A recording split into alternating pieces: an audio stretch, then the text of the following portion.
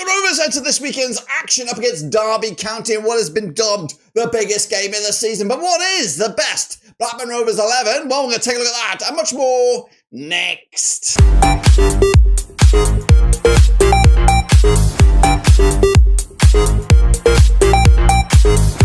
That's right, folks, back once again with another podcast. That's right, Rovers Ramble is back. We're going to talk about all things this week about Derby County, what's the best 11, and of course the performance that was Norwich City. We'll get into all of that and more in a second. If you knew where you've been, smash your subscribe and you want to subscribe for Blackburn Rovers, Championship, World Football. We're going to all here under one rooski. What we're going to do now, though, is bring on the boys, that's right, and talk about the last match, which was, of course, Norwich City, that's right. So, without further ado, let's get into it. Joining me today is Denver. Denver was there at the game yesterday, of course, watching Valérien Ismaël's debut as manager, picking up a cheeky point against a difficult Norwich City.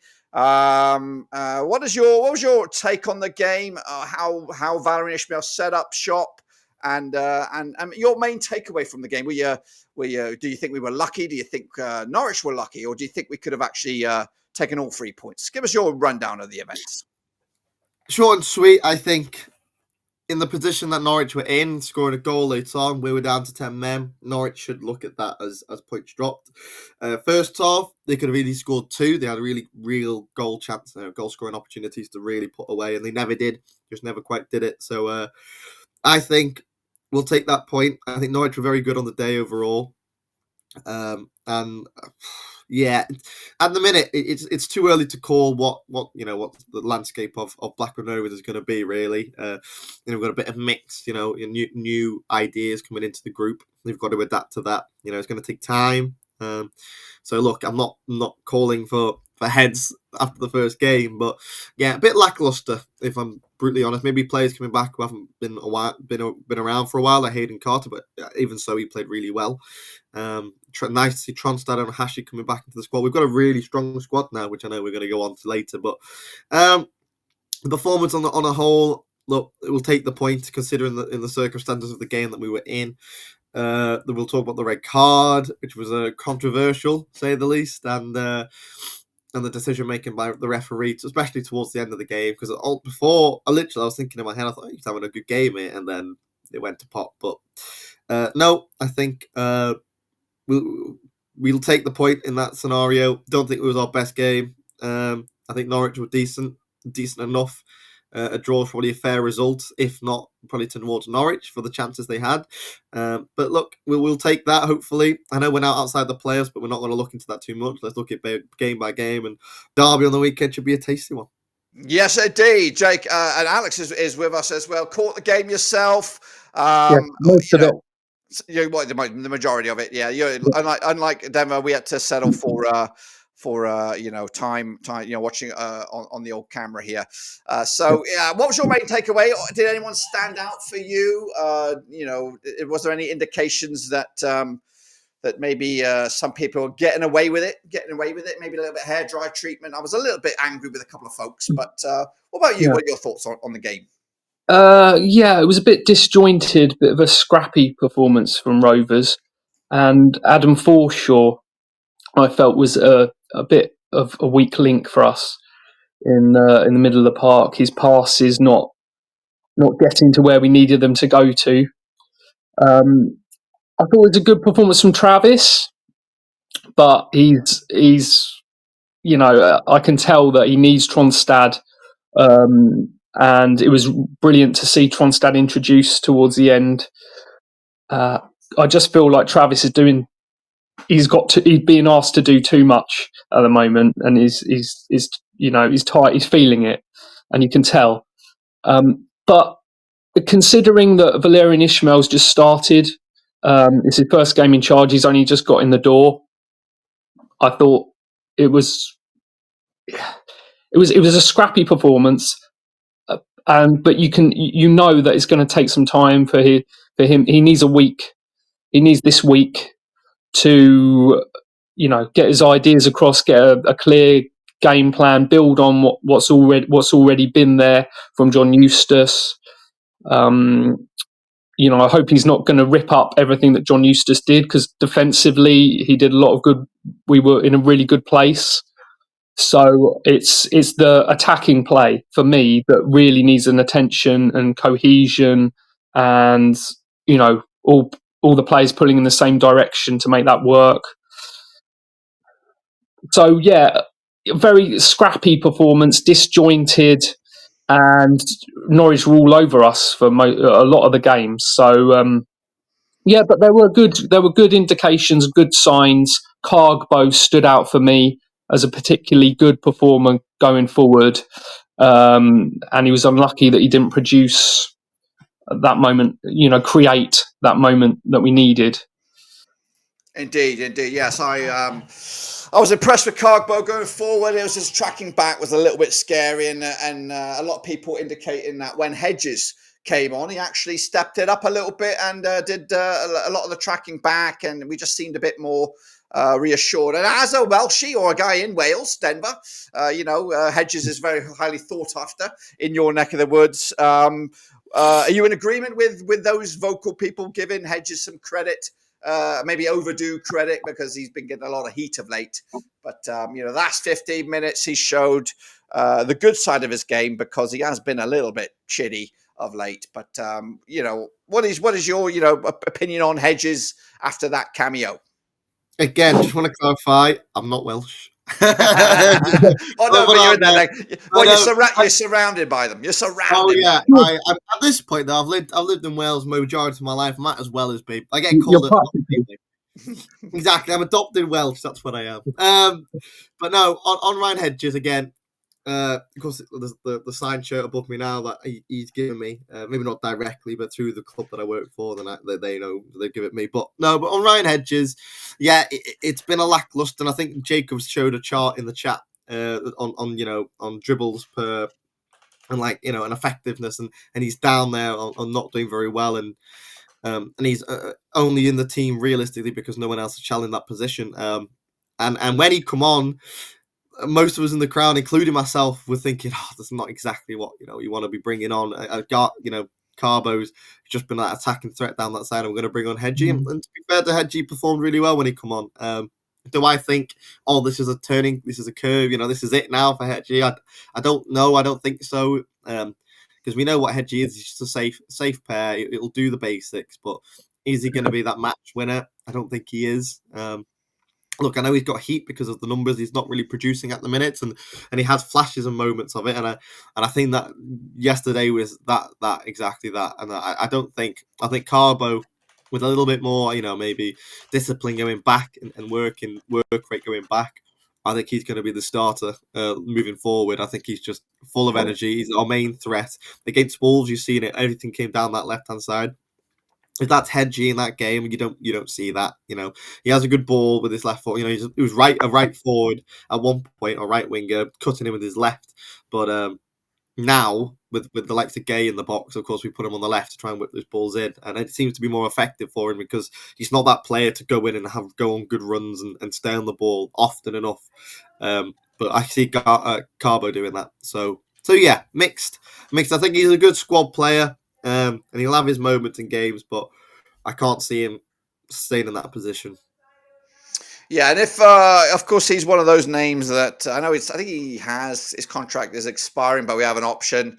Would you be rushing out right now to get that contract signed up? Because that's what a lot of people are, and I am one of those guys that is frustrated about the lack of contracts or lack of contract movement on a lot of players. But if you're Valérien Ismaël and you don't know what division you're going to be in, realistically, you never know. You just don't know. You don't want to commit to having Adam Forshaw on for next season in the Premier League when you don't know if you're going to be in the Premier League. Same with Hedges and all these other kind of things. So there's a lot of, and I guess for the short term, these are the guys that we have. There's no changing that. And then in the summer and the new season, I assume we are going to be in the Championship. Maybe Valérien Ismaël has his own ideas and he doesn't want to be paying guys who aren't doing his style of play. But is there anything for you to say, either of you guys here? Actually, I'm not just putting under Denver's spotlight here, but either of you guys to show that Hedges should be a squad player for Blackburn Rovers next season. I think the jury's out on Hedges. if he offers enough. We've got to be. Unfortunately, we can't just have players sitting around if they're not delivering enough for us in matches as things stand. But obviously, there's a lot of if, buts, and maybes about us, what our situation will be next season. I kind of understand it from that point of view. But I hope contracts get sorted, obviously, sooner rather than later. But I understand why things have been held off to an extent.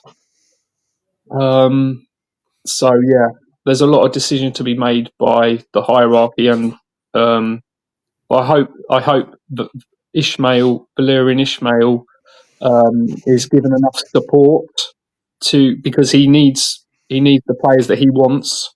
I would assume to be successful.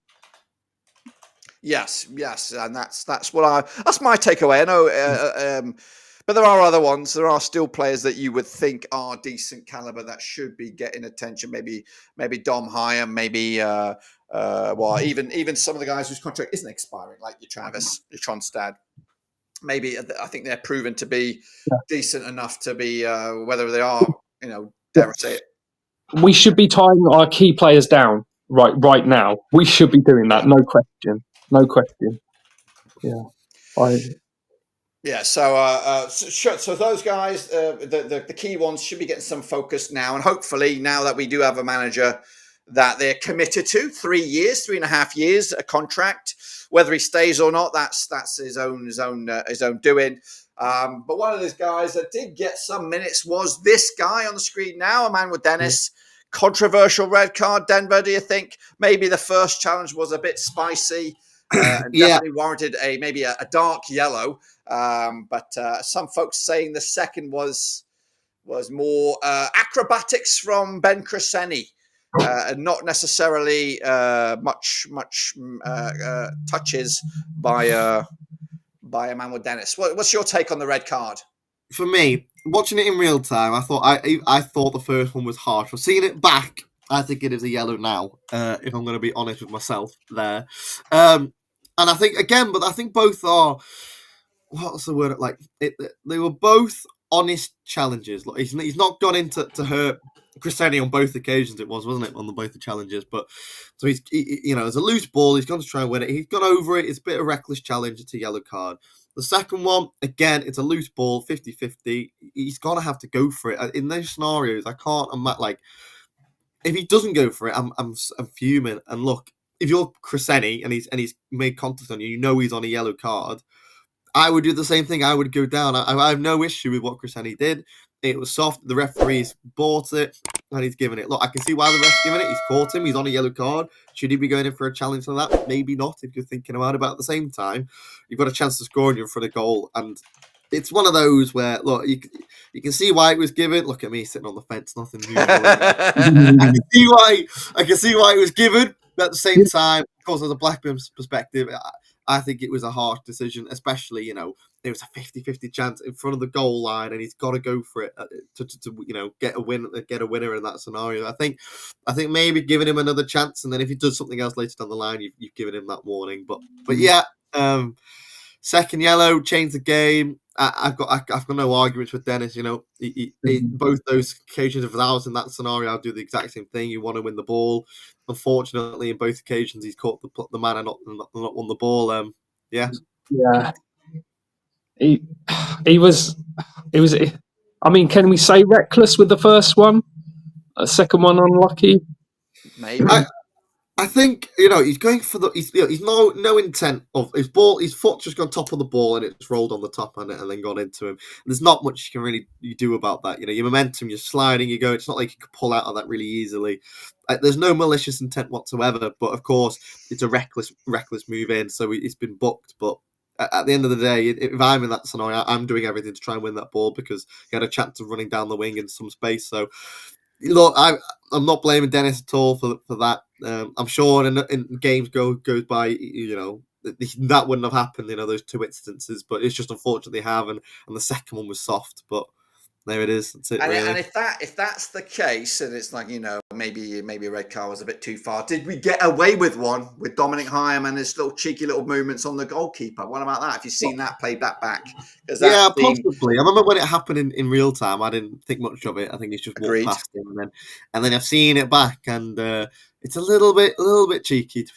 We'll not know what exactly was going on. Was Dom really going for that, or was he just brushing him aside, or what? We'd have to ask Dom, and we'd have to ask the goalkeeper Gunn. But yeah, it was a bit of a unnecessary thing to do, especially in the scenario, in the context of the game. Imagine the ref sees that and he gets sent off. Just seems a bit ridiculous, really. It's the way he did it. I mean, he could have put an arm on him, and that probably would have, that's nothing. But it's the way he did it with his elbow. It was just like, you're asking for trouble. He was lucky.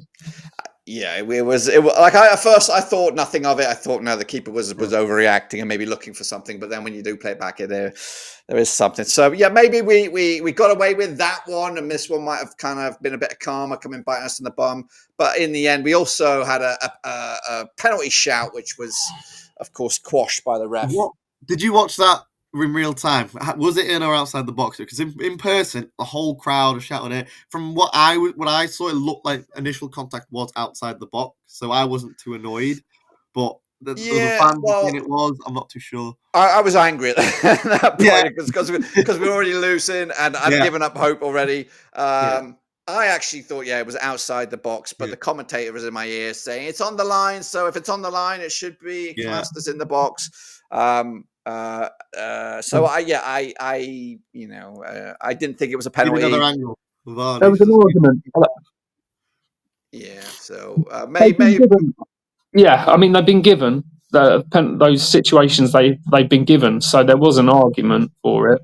Yeah. But hey, in the end of the day, we got our comeuppance, so we've got our share of the spoils. And John T, of course, is here on right on cue to drop his little comments on words of wisdom on the performance. You were there, I believe. I'm assuming. John T, what's your take on the Norwich game? Were we lucky to get a point, or were we a little bit fortunate to get that point? Can you hear me all right? Because you're not actually we can hear you. my headphones. Golden clear or crystal clear. That's what they say. I thought. Now we can't hear you. Now we can't hear you. You lost it. I don't know what you did different, but we lost you, or very far away. There you go. Can you hear me now? Can hear you now. Crystal clear. Golden clear. Oh, okay. Yeah, golden clear. Golden clear. Yeah, it's weird because clearly this is coming through the microphone, but I'm not getting you in my ear. But anyway, that's secondary, isn't it? My take on the Norwich game, I think the first shout out needs to be to Norwich. I think they were really, really good. I think they were super organised. They played a very, very good formation, 4-3-3. I generally know when the opposition's good because I kept counting how many Norwich players were actually on the field, and that's normally a sign that we're playing a decent opposition. So yeah, I wanted to make sure that they had 11 men on the field and not 12. So there was a couple of standout performances for Norwich. I think they're right back. I think he's only a young lad, Fisher. I googled him probably halfway through. I think he was the speed on that guy just sensational. Reminded me of myself in my younger years, but no, I think I think we deserved a draw. I think it was great to see Carter coming back. I think he had a solid performance. Say that was his first game back. Fair play to the guy. I think we had a couple of passengers. Dolan, I don't like saying that, but Dolan, despite his recent bit of form, I thought he might have shone in that game, but he didn't. Mac, didn't really do that much. Did a few nice things, but on the whole, I mean, how we weren't 1-0 down after about 5-6 minutes with a golden opportunity right at the beginning, and that could have really set the tone for the rest of the game. But yeah, I think it feels like a win, doesn't it? I think the mood in the camp is obviously very good at the minute because it yeah, it felt like a win, but we just our tenacity was brilliant. We just kept going and going and going, and I actually missed a goal. I'll be honest with you. Where were you, John? I was in the bathroom. I went for a pee.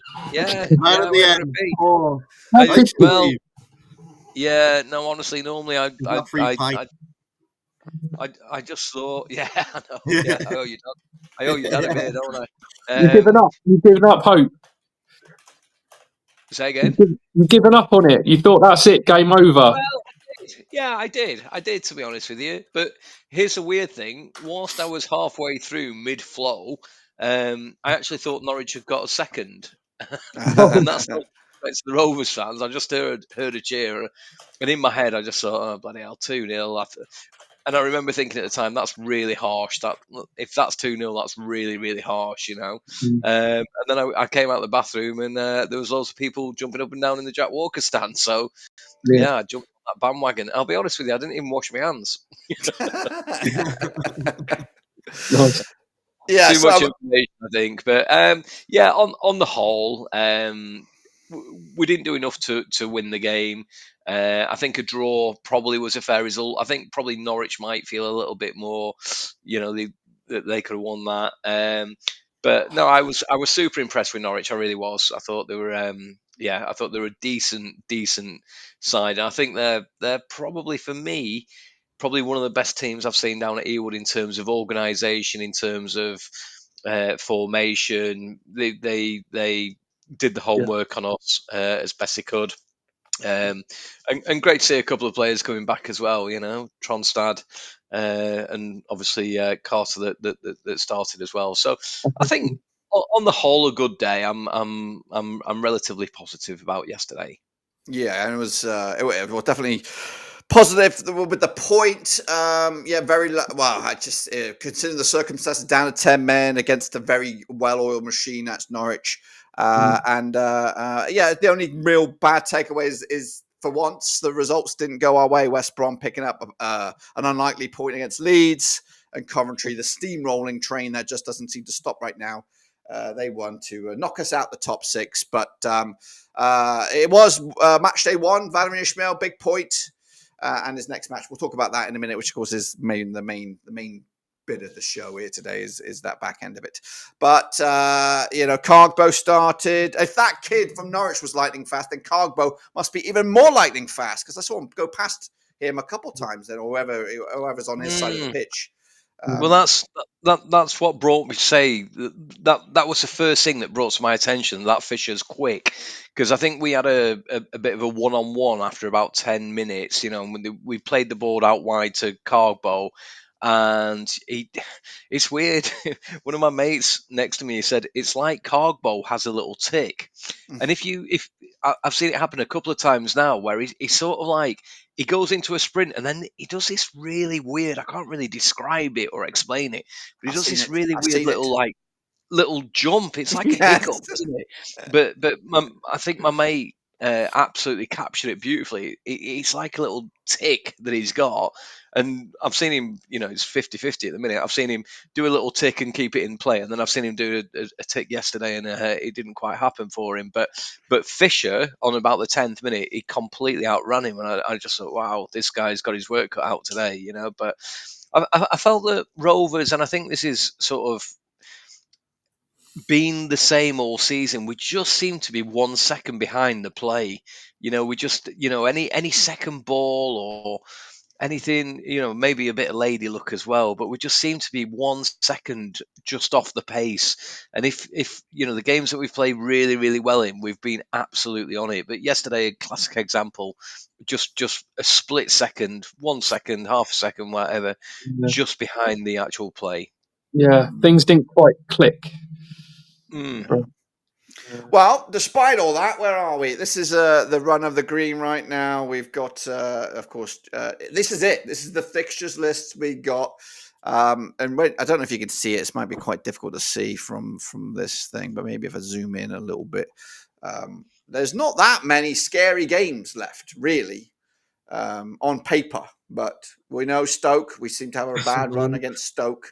Portsmouth away always it's a difficult place to go. Sunderland away will be difficult, but there's no Leeds, there's no Burnleys, there's no who else is pretty always with Norwich at their place. There's some favourable games in here that we can win. I'm not saying that we will win. But do we have in the back of our minds what the sweet spot will be? Let me move to the table here. We are seventh right now with 52 points. I thought 69 might be enough. Cheeky 69 number right there. But what does everyone else think? Does everyone else think more than 69, or do you think? I think less than that will get us there. Who wants to go? Who's jumping in? I just think it's going to be tight, and it depends on what points are picked up, right? It depends if Coventry start dropping points here and there around the people around us, and a few of us slip up. If there's 2 or 3 that end up taking those bottom 3 by storm, it's going to be more than that, isn't it? And I can see Cov possibly doing that. I think Cov are just such on a roll at the minute that they could be that team to just hold that position. But then between the rest of us, Middlesbrough can pick up a bit of form, but then they can easily drop off. Same with West Brom, same with us, Norwich themselves, Watford. I can see us just all flirting up and down. So maybe that 6th spot could be less than 69, but it just depends on how I think it just depends on how the running. If you look at how inconsistent all of us are in the middle. You've got the wins, you've got your losses, you've got your draws. There's no one really. Like, other than Coventry, we've got their 4 wins, but that could easily change. We had those 6 wins, and then we fell off. So it's just, you never know. And then injuries, and when we get these players back, how much are we going to be firing? And it's a hard one to call at the minute. But I would assume 69 points. Would that be enough to get in the top 6? Maybe 70 and above. I think maybe 70 and above. Maybe just in the low 70s might take it. Are we going to get that? I don't know. But as John T would say, 52 points. I think we're safe from relegation. So we should celebrate that. Yeah, I don't. I'm going to put my neck on the line here. I don't think we'll go down this season. I really, really don't. Bold statement. You heard it here first. It might come back and bite me on my arse. We are Blackburn Rovers. We do our own thing, don't we? But I think my concern at the minute, looking at the league table, is I think there's about 4 or 5 fighting for 6th place. You can almost nail on say that our 6-finger freaks, Sunderland and Coventry are probably going to be in there. I can't see Coventry dropping off. Since Lampard's taken over there, they've just gone from strength to strength. So my concern looking at that at this moment in time is, we're fighting for 6th spot, as are maybe 5 or 6 other teams as well. So in terms of the running, yes, it's we've got slightly more favourable games, I think. To be fair to the Championship, and we say it season in, season out, it's a really, really tough league. Anybody's capable of beating anybody. And I sat there yesterday and I thought, you know what, we've got to take our chances, because chances, especially this season, seem so much more at a premium. But we're not alone when we say that. Anything I read on any other team in that Championship, on fan forums, anything that I listen to, any of the comments on the BBC, they're always saying the same: is that we just didn't create enough chances, and that's ourselves as well. So, oh my God, what's happening? He's here. He's just doing his hair. That's all he was doing. He's doing his hair. Yeah, can we not talk Takes about a long that? time to do this hair, to be fair. We don't need to talk about hair. We don't need that. Yeah, Sorry, what hair? We're actually in the minority here, Denver. Yeah, we are. Hey, time is a great beast. You wait. You wait till next year. This time next year, Jacob, you'll be like us. It's all coming out. Only if we get relegated. I think you're older than me and John T, right? And Haben. I'm 22. I'm going to put it out there now. I'm 22. It's just Blackburn Rovers that have done this single-handedly to me. But I just had a birthday, but we don't need to many go happy into that. returns, Alex. Many happy. Yeah, I did see that on the thing. I did see that. So, Jacob, we were just talking about the race for top 6. We're still in it. Picked up a cheeky point yesterday. Did we deserve that 1 point, or do you think we deserve more, or do you think we were lucky to get that point? I think a draw was a fair result in the end. I think the first half, me and Denver had a little chat about this outside the Rovers store. He caught me right at the end. I thought we were quite poor. I thought we really did just sit off Norwich and kind of just let them dictate the game. And when you're at home, it's not kind of what you want to see, I suppose. We did end that half strong, and then obviously I thought we were probably the better of the two sides until the red card in the second half. And then, obviously that just completely changed things, but it does just completely show the difference in the mentality of this team this season compared to last season, that, 10 men last minute, and obviously we go and get the goal and equalise, and what a feeling it was in the stands. We definitely would not have seen that last season. I think we only took 5 points from losing positions last season, something like that, a horrible start. This season we must have took, at least 15 or so. So it does just show that mentality swap, and I think a point was a fair kind of result. I think the referee may have seen the Dom Hyam elbow at half time, which I put my own kind of video out there, and some fans were kind of were a bit blinded with kind of it's not even kind of tribalism at that point. It's just being in denial. He blatantly did elbow Angus Gunn. You literally see his elbow raise as he's coming towards him, and I question whether the referee's gone in at half time, seen that, and thought, yeah, he probably should have been sent off there, levelled it up, obviously. Kind of in the second half, we're sending Dennis off, which I thought both yellow cards were quite harsh, to be honest with you. And then, obviously, he was just well against us. I mean, obviously, it should have been a penalty for Yuki as well. Literally, Callum Britton ran over and were pointing where kind of the mark was in the ground from where the challenge had come in, and obviously only get a free kick. So I do feel that we were kind of vindicated in the end. Yeah, solid point. And a first solid point for this guy. That's right. First chance we can really talk about it together as a group. If we turn the clock back to when the rumours of Eustace leaving, I did put him in my sort of top 5 as of course not. There is the dream sheet, which we Steve Cooper, etc., etc. But he was one of the next best thing or next best bunch, an affordable bunch, and maybe somebody who's got a point to prove. And his stock has taken a bit of a tumble from his times at West Brom and Watford. But first point in the bag. We'll go around the room. Denver, what are your initial vibe about? We're going to go from left to right from how I see it.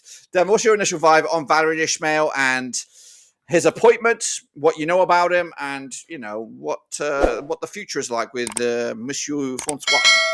I think I had a conversation with John T about this before we went in. Actually, thoughts on him. It's hard to say. In it, any manager I think we've had in the past 10 years, it's always been, we'll wait and see. Your Mowbrays, even your Owen Coyles to a degree, he proved the wrong way ultimately. Eustace and so on. It's lackluster, maybe not your first choice manager that you'd go for in the window. I think the last time we had someone who I went, we were headhunting this specific manager and we got was Paul Lambert, and then even then that didn't really work out. But no, I think his track record is decent. I wouldn't say exceptional, but neither are a lot of the managers that we normally get when we sign them. So he's got a lot of work to do. Basing it off the Norwich game, again, it's too soon. He's been in the building three days really, properly able to implement. And he said himself that he's not looking to restructure the whole system this end of the season, these last 12 games anyway, because we're in a good position for a reason. Just minor tweaks here and there, maybe styles of play, which you'll get through like the David Lowe and everyone who's also been at the club for God knows how long, and it should be okay. But of course, at some point he's going to want to implement his style of play, looking probably in the summer, moving into next season, depending whether or not we're in the playoffs, if we go up or we stay where we are, or as John T boldly said, won't go down, but if we do go down, But no, I think. For what we could get with the likes of your big boys, maybe your Gary O'Neill's and your Steve Cooper's not interested with the lack of money and investment, possibly, or the reasons that are branded about the reason why they didn't sign. Ishmael should be a safe pair of hands. We'll see what happens. It looks like the board are backing him to a degree with the 3-year contract. So, and I'm not. I guess I'm not disagreeing with the appointment, but you just got to wait and see what ideas he brings to the table, if it will be a success at Blackburn or not. Alex, what are your take on him? Of course, he's got a, if you look back on his instances at Barnsley, Watford, West Brom, he does come across as a bit of a mean machine, no nonsense kind of guy. If you cross him the wrong way, you might hear that you might get a clip around the ear or something like that. So he might have that stern approach. He might be a bit nicey for the time being, but what have you got any instant reaction about him, Mr. Ishmael? Yeah, I think he's got a reputation for being tough. So yeah, I think that's could be a good thing. Callum Britton did an interview and he seemed happy to be working with him again. So he obviously got the best out of Callum Britton and other players, Corley Woodrow.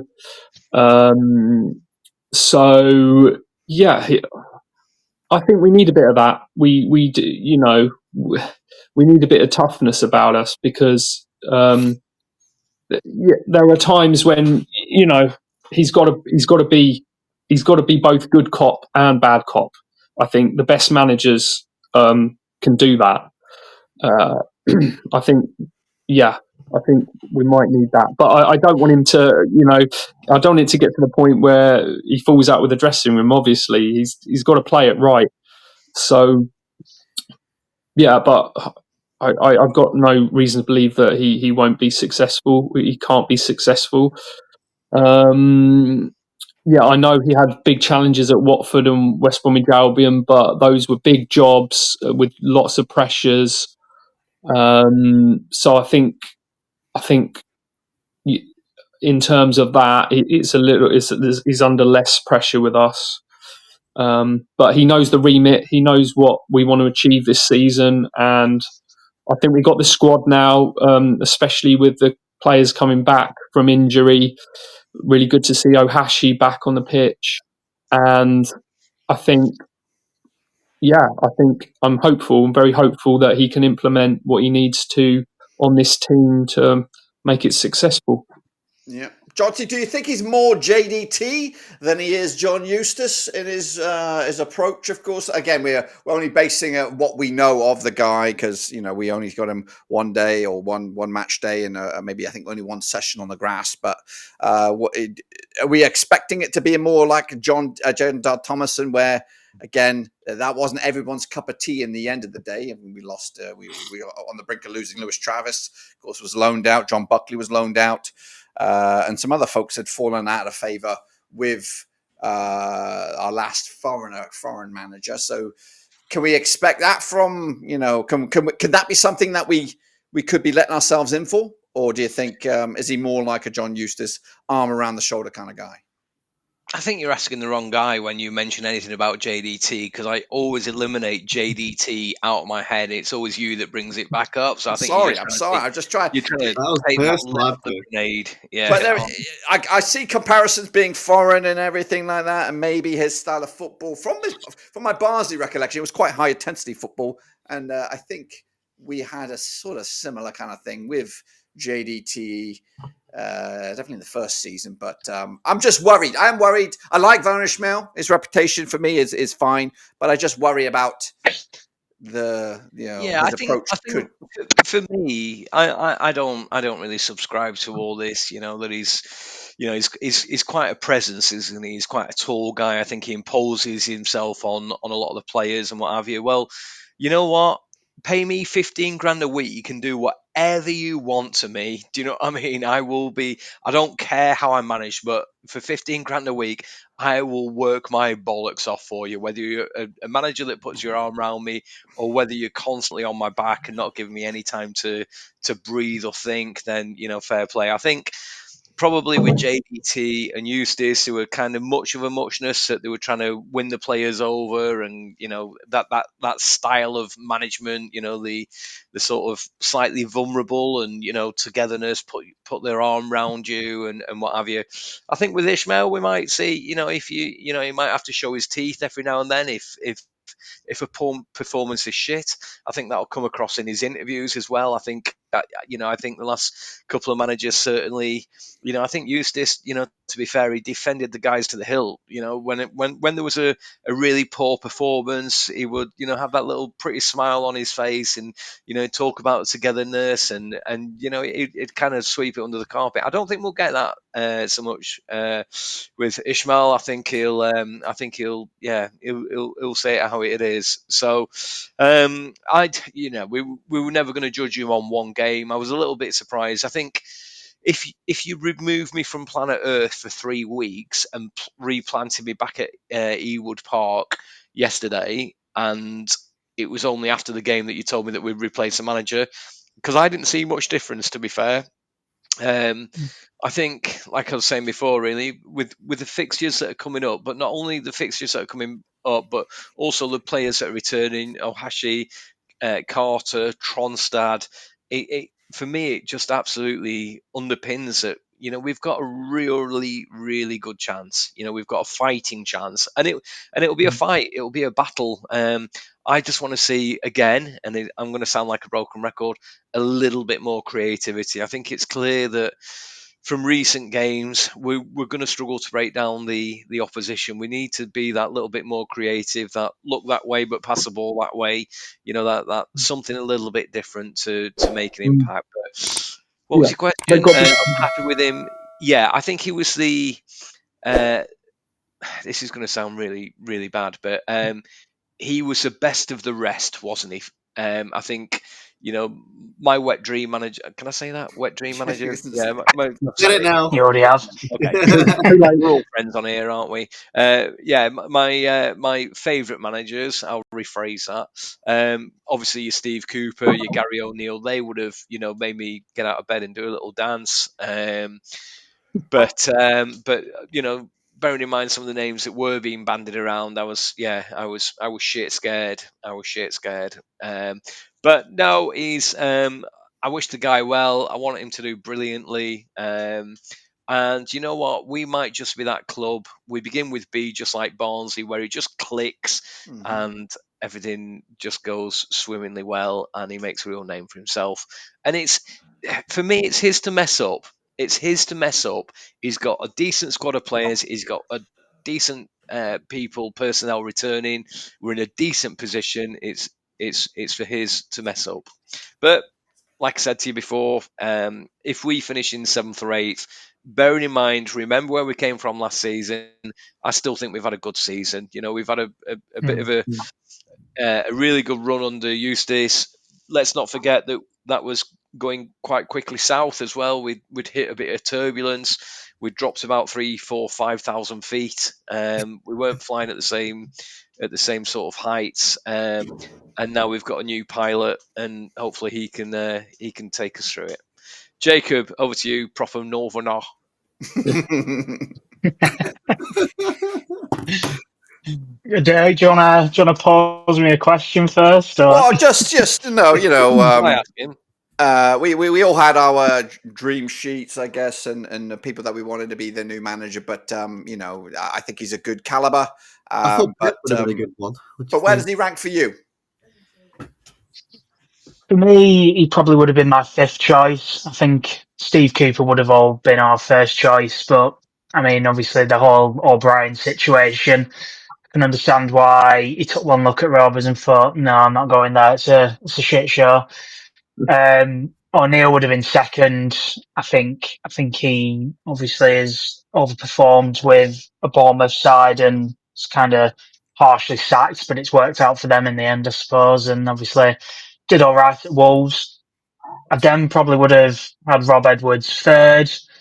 Obviously, he's got a team who was punching above their way into the playoffs and promoted.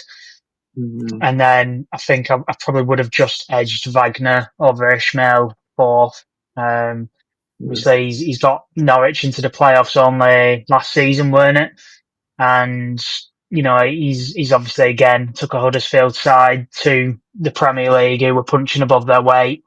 Ishmael's fifth in my eyes. Obviously, he's took that Barnley side that were punching above the weight. Again, if Rovers do make the playoffs, by no means, we have any right to be there. We are punching well above our weight if we get there. And obviously that's off the back of staying up on the final game of the season last year, just like Barnsley stayed up on the final game of the year. Well, literally the final minute, pretty much. They stayed up, and then the next season under Ishmael made the playoffs. So it's similar kind of circumstances, and by all accounts, his best months at a club are his first 3 months, and that's all we kind of need from him, really. Get us to the playoffs, and we'll be happy. It would feel such a disappointment at this point to kind of fall at the final hurdle again, as we've done so many times in seasons gone by. I mean, we've spent more time in the top six when we haven't, and I mean, you can say that again for seasons gone by, and we've just kind of got a trend, obviously, of just always falling out. So it would be a gut punch. But as Johnson's just said, I think on the grand scheme of things, would we have took seventh or eighth before a ball was kicked this season? Yes, of course we would. Every single neutral fan was having us to go down. We lost our top goal scoring Smodics, and the kind of signings we brought in were unknowns. So I guess it needs to be put in perspective. But we'll be absolutely gutted if we don't make it, because it did kind of seem like it was our year. And I mean, I think the last four results have been decent. I think obviously the 2 wins have been great. Swansea, you can kind of have it as an outlier with them sacking their manager. I think the players were well up for it. And obviously the draw against Norwich kind of feels like a win with the manner in which it happened, last minute equaliser, 10 men. So 4 positive, well, 3 positive results, and obviously a kind of outliers, I just said. So I think we don't have to be too pessimistic. I think obviously if we beat Eustace now at Derby, that'll be huge. We just cannot go there and lose, I suppose. Yeah, well, we'll talk about that in a minute. But what we're going to talk about now is the selection headache we got right here, right now. What is our best 11? We're going to do this quickly. Of course, a lot of these positions are going to be quite easy to tuck away, but there are maybe 4 or 5 headaches for Mr. Valérien Ismaël. I thought a couple of people were mugging us off for a living this on Saturday against Norwich. I thought they shouldn't be anywhere near the starting 11. And then other ones, it might be just, do you prefer something spicy or do you prefer something sweet? But I want to ask you you're the 4 chosen personnel to pick this 11. Of course, I think maybe we'll blitz through the nailed on. I don't think there's any arguments for the goalkeeper. Correct me if I'm wrong. I'm sticking Pears in there. I thought could have got in. Say again? I thought Eastrom could have got in. No, I think he's had a good shout. No, so we'll stick with Pears. I'll get the left back in a minute because that is a conundrum. I think Britain is the name. Sorry, JRC, you're out. Last time we did this, we had quite a lot of people on Twitter saying JRC should be in. I think since then that opinion should have completely changed. He's been probably player of the season, really, Britain. Yes. He's definitely up there anyway. Yeah. And it's a shame you can't put Arne Sigurdsson in this time, Alex. You did last time. We got a little bit of honour in a minute. We're going to talk about him in a minute. But these are the ones I would say are nailed on. Like you wouldn't even. That's it. That's all I'm doing is nailed on those 3. Surely. So. Yeah, you're missing Sondre there, Dirk. Well, of course he is, but I don't know if I'm approaching this as the strongest 11 or the 11 to play Derby County. Hang on a second. You said strongest 11. It literally says best starting 11 on the page. It does say that. But, I'm thinking, and again, for me, I like Tronstad, but this is a democracy here. Is it now? I don't want to assume it's Tronstad because if you just listen to Jonty, he just said we're starved of creativity. Maybe we don't need to play 2 defensive people. This is Valérien Ismaël coming in now with a new vision. Maybe he wants to play someone else along. Maybe he wants to stick I don't know. Someone else in And the John camp. said Well, stick Buckley next to him. hey, what?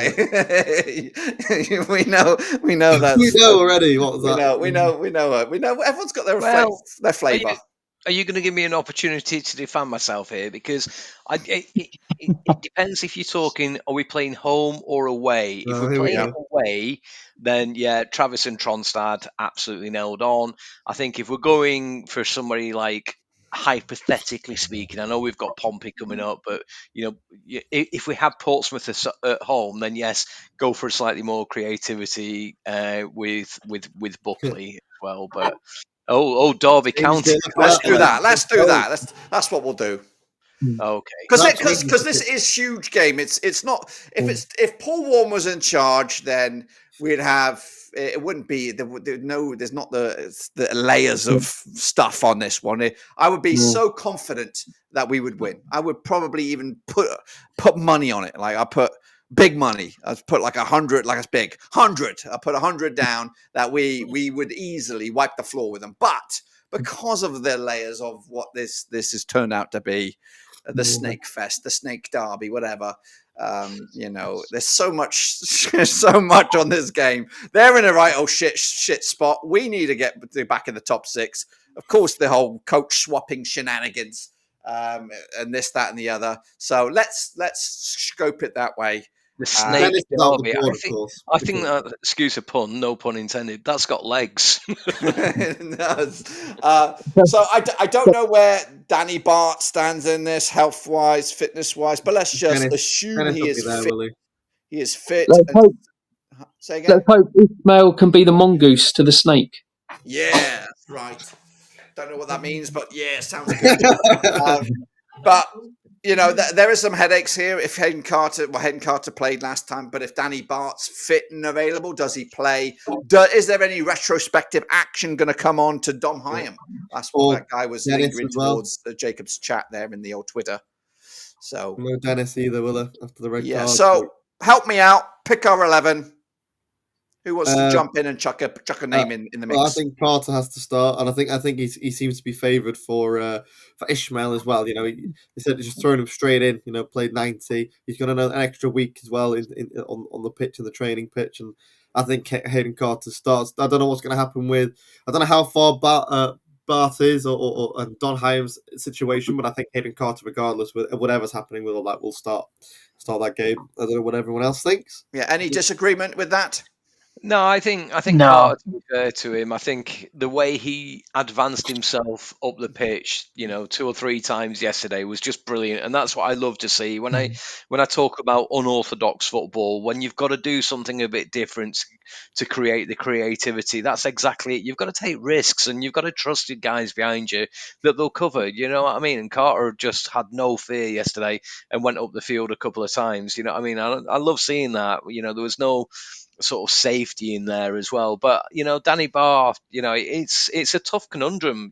Me personally, I'm thinking Hyam, Carter, Danny Barr at the back. Just play 3 at the back, and because they are all really, really good, and just put pressure on them, allow them to absorb some of the pressure. And for me, that'll be how good these 3 centre backs really are. Just play all 3 of them. That'll be me. So that kind of puts your formation to shit. But seeing that you put Derby County quickly in there, I thought you could do the same for me. So, but no, if I was playing your 4-4-2, yeah, I'd go with Hyam and Carter at this moment in time. We're not playing 4-4-2, Jonty. Well, whatever. This is. 4-3-1. Yeah, good point. Okay, so we're in agreement with Hyam. You don't think he's going to get? If the FA don't go and ban him, then yeah, I think he has to start. I'd be very worried about a starting backline of Sanderson and Carter paired together, I must admit. Obviously, both of them fairly young, and the last game Sanderson played, obviously away at Swansea, he was definitely at fault for that second goal, I thought, and yeah, probably not a performance for him to remember, and probably why Ishmael's come in and instantly started Carter, not kind of took the risk with Sanderson. So just have to hope nothing comes back to bite Hyam on the arse. Now, playing that goal back that Norwich scored yesterday, I only saw it once and I haven't looked at it again. Who was at fault for that? Do we know? Well, what I I've haven't seen, looked back. I don't think there's loads wrong with it. I think it was just a good cut back inside, first time finish, put in well. Pears can maybe done, but it's so quick at him. It's one of those where it was just a good move. I think more than anything. At this point, we were under the cosh. We were sitting in deeper because of the situation. We just had the handball shout. I think it was when it was there, and then they give a free kick the other way.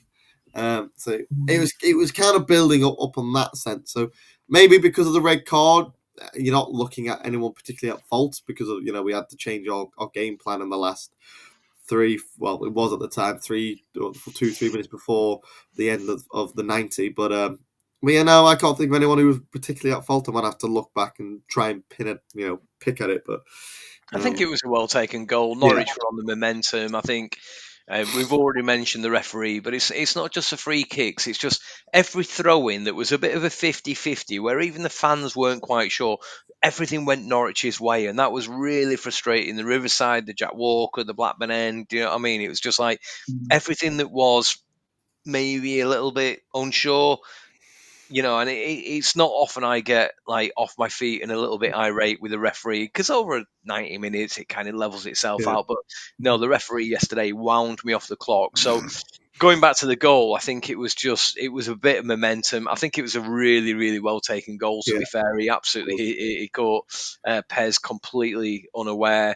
I don't think you can single-handedly put your finger on one person that, if they'd done that differently. If we had 11 men on the field, would they have taken that shot? Probably not. Do you know what I mean? They would have probably tried to build up a little bit more, but no, they've had to register a shot on target, and they did, and it went in. And you know what?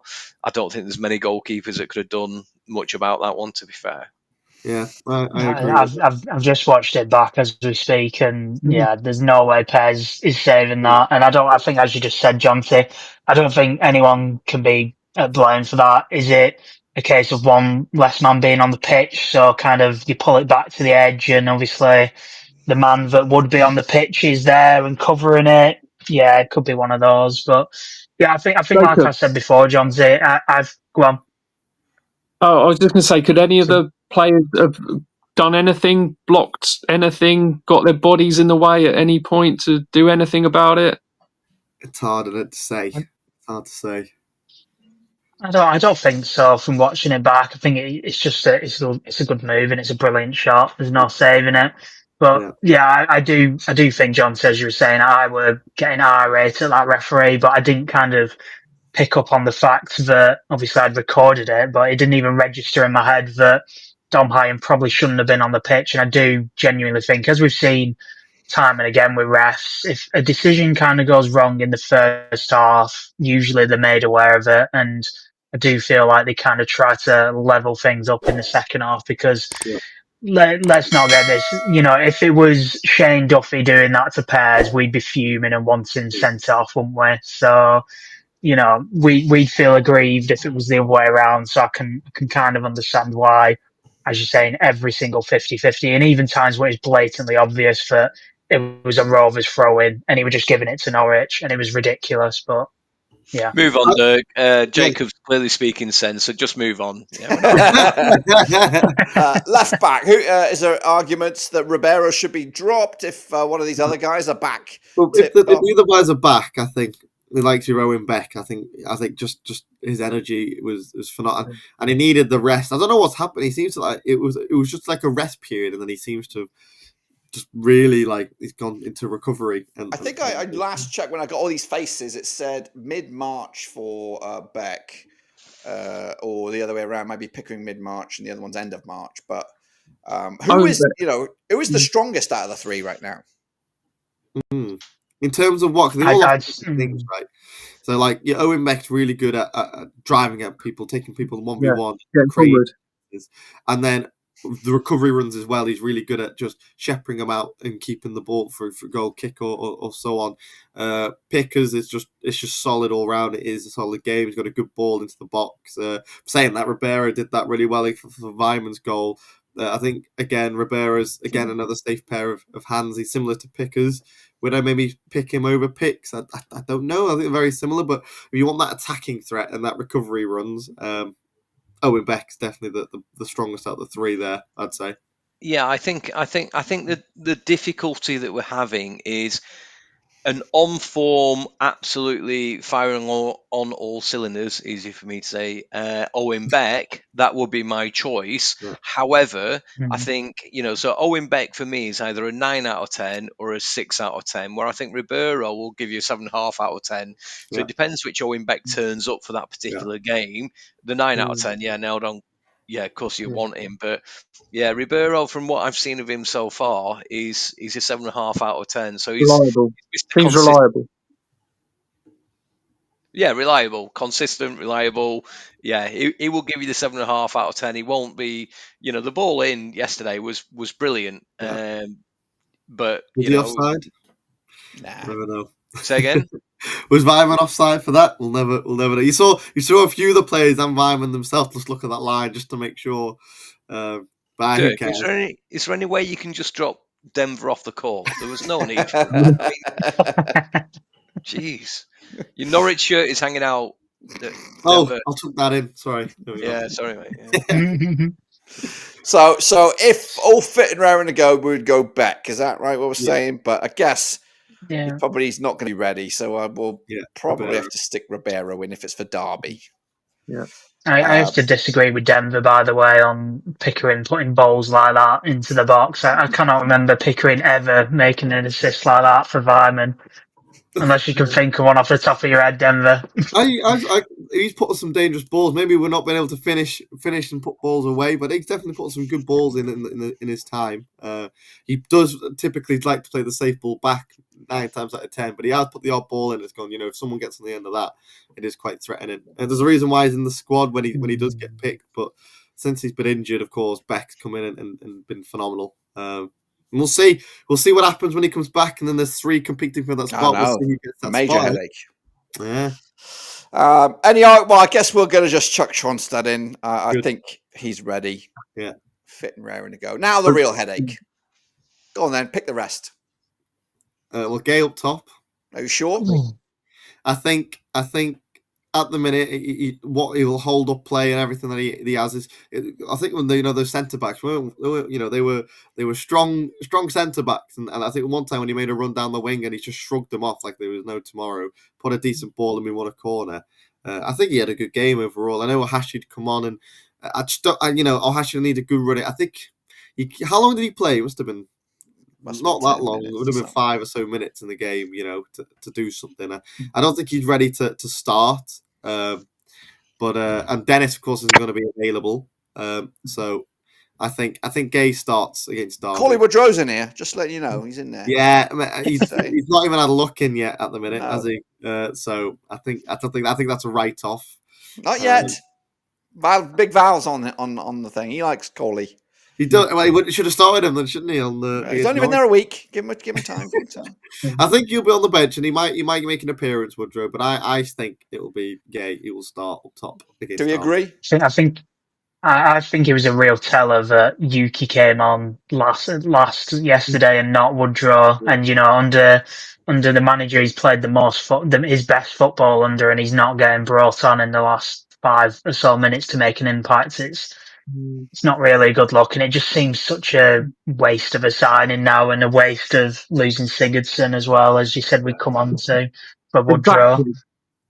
Yeah, we don't know anything about Woodrow, if he's going to deliver anything, and Sigurdsson, at least I felt like he could have delivered something. Like he's capable of a winning goal in a match. He's got that in his locker. So I was disappointed how that played out. There's still time, isn't there? Sigurdsson, I would have personally driven him to his next club, happily. I think driven him to nowhere. Woodrow would start against Derby County over back Torgay, only on the basis that I just wanted to see Jacob's face. That's all I'm watching in my bottom right corner. To see his face now. Big Mac, he's had 2 or 3 good games. I believe he was pretty poor against Swansea. He didn't do that much yesterday. He didn't do much wrong, but again, he didn't. For me, Got a header that just went over the bar. He did well against some of the defenders. Again, you only can get what service provided for you, and majority of that first half, especially Norwich had the ball, and we were on the back no, I foot. get that. So, I get the few and limited opportunities that he had, and the touches of the ball that he had extremely limited. But for me, this is your next level striker. This is your striker that actually comes in deep, picks up the ball, and creates something. And I didn't see that. I've seen it in the past a few times. I'm going to cut Big Mac a bit of slack, and it's not Big Mac. It's just any striker at the minute. Do you know what I mean? When when you're battling there, sometimes these strikers just have to drop that little bit deeper. You watch England, and Harry Kane will sometimes go back and just accept he's not going to be the number 9 for that game, that he might just have to work a little bit harder, sort of thing. And I don't really see that from Big Mac. I'm not chastising him, don't get me wrong. Chill out, Jacob. I'm my head's been turned on Big Mac. It got turned at QPR because my biggest criticism of Big Mac up until that point was I'd not seen him have a meaningful shot on target. In fact, I didn't know he could strike the ball as well as he could until about the 88th minute at QPR, and he absolutely hit the ball as sweet as what I'd seen for a long time. Almost reminiscent of Alan Shearer, because it not only did it have the accuracy, but it also has one hell of power behind it. And then since then, he's gone on to obviously much better things. So that kind of turned my head, because every other shot I'd seen up until that point, I was thinking, oh my God, he can't even strike the ball. He's a big presence in the box for a header, but everything else is going to be weak. But anyway, like I say, he changed my opinion. But yeah, for me, you've got to start him against Derby County. Start him. But I think we've got a couple of options on the bench with Yuki and also Woodrow. Like I said to you before, a couple of Luton fans that like Woodrow, like what they saw of him, but just he's a bit like a Buckley. He needs game time, and I think to be fair to be fair to Forshaw, I think I don't think he stood out yesterday, but he didn't do anything wrong either. Do you know what I mean? He was just a tough tackling midfielder sort of thing. So, and that's probably the same for the other guy, the striker. So yeah, but it would be stupid not to start with Big Mac on Saturday against Derby. And Wyman's an option as striker to come on. Again, for me, I'll jump in just quickly. For me, again, another impact player. I think your Wymans and Cantwell. I'm going to peak soon. Story of my life. Cantwell and Wyman off the bench. Cantwell should not be starting. IMO. I don't think Cantwell's an impact player personally. I think Cantwell's got to start. I agree. Vyman's probably better off the bench because I think he ghosts in way too many games when he starts. If he scores goals, and he is a poacher, so he's good to kind of bring off the bench when you're looking for a goal like we did yesterday. But there's just way too many games where his overall play he just doesn't contribute anything in that number 10 role, if you ask me. I think with Matt Toy, it's worth remembering as well who he was up against yesterday in terms of him probably not kind of dominating the ball in the areas as much as he usually does. He's up against Shane Duffy, who's probably one of the best headers and one of the best aerially in the league, I would think. So we know that from his time with us as well. I wouldn't say the best header of the ball. I'd say he wins headers, but where the ball ends up, 50p head, is a bit of a lottery. Do you know what I mean? But no, I think he does pretty well when he wins the ball and brings it down. I think he does put him in good areas. I think in the back of the net. That's what he does. That's sort of a wrong net. Yeah, he's got a few headers in the Prem for teams. I was saying, give us an own goal for old time's sake. Duffy, being charitable. Yeah, he needs to be charitable yesterday, and he wasn't. He owed us a couple of goals, didn't he? Did he score two in a game once? Two again on a red card yesterday. Perfect. Yeah, and then left left not long after. I think Cardboard's a gimme on the left wing personally, Dirk. And And Dolan on the Ryan right. Hedges did look good for, to be fair, when he came on. I thought Ryan Hedges did impress me when he came on. It looked like he had a point to prove. But I think Cardboard's got to start for me on the left. Can I, Dolan on the right. Jacob, just on that? Are you cutting Hedges a bit of slack here? Because I agree with you. I think he was better, but was he brilliant or whatever you said? I don't think so. I Not think saying. He was a lot better than he yeah, usually is, and yeah, obviously he's usually starting, so it's kind of different him coming off the bench. But I do think he made a real positive impact, and I do think he did have a point to prove. And it's probably the first time in a long time he's actually had any kind of pressure in that position. To be fair, I mean for the entirety of the season he's been coursing on it, and he really shouldn't have been because he's been really poor for most of the season, but. In terms of the right winger, you're asking Denver, Dolan on the right. Bloody hell, I was so mad at him yesterday. Honestly, That's the most infuriated I've been with Dolan for a long time. Just every time he was trapping the ball, he was trying to kind of skill himself, and two players round him, and he's just constantly losing it. I thought he weren't going to come out for the second half. It was absolutely woeful. And even in the second half, he was woeful. But that was a shocking That's why first Dennis half of football from him. Dennis Dolan Dolan should take a leaf out of Cargbo's book, how Cargbo's started for us. You know, he should be Yes. trying it. He really should. But I think the difference Just simplify his game.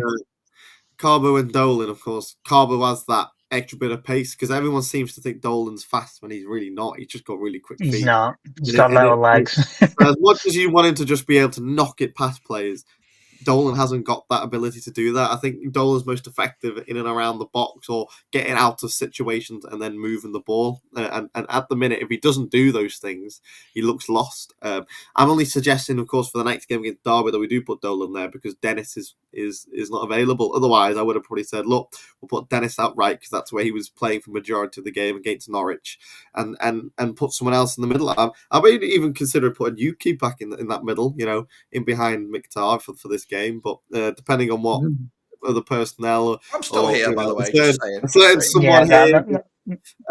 That's what I was just thinking, Dirk. Would you start him ahead of Dolan? Dolan's doing my tits in right now. I can't stand Dolan at the minute. After that shambles of a performance, I'd have pretty much anyone in over Dolan.